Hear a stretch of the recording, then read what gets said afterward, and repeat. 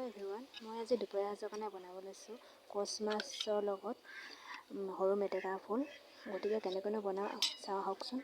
আৰু মই এইফালে লৈ লৈছোঁ সৰু ফুলৰ মেটেকা, এইফালে লৈ লৈছোঁ চন্দা মাছ, আৰু এইফালে লৈ লৈছোঁ আম টেঙা, আলু আৰু পিঁয়াজ, নহৰু, গোটা জিৰা, জলকীয়া সকলোবোৰ লৈ লৈছোঁ। এইফালে কেৰাহী পাতি লৈ তেল দি দিছোঁ। যিহেতু মই মাছখিনি ফ্ৰাই কৰি ল'ম আগতীয়াকৈ, সেইকাৰণে হালধি অকণমান লগাই লৈছোঁ। এইফালে তেল গৰম হৈ গৈছে। এতিয়া মই মাছখিনি এডোখৰ ফ্ৰাই কৰি ল'ম। এয়া মাছখিনি ফ্ৰাই কৰা হৈ গৈছে।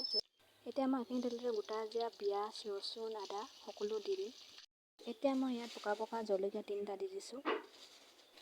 এইফালে হালধি, নিমখ সকলোবোৰ দি লৈছোঁ। এতিয়া মই ইয়াত মেটেকা ফুলখিনি দি দিম। আম টেঙা অলপ দি দিছোঁ। এইফালে আলু দি লৈছোঁ। এতিয়া মই সকলো লৰাই ল'ম।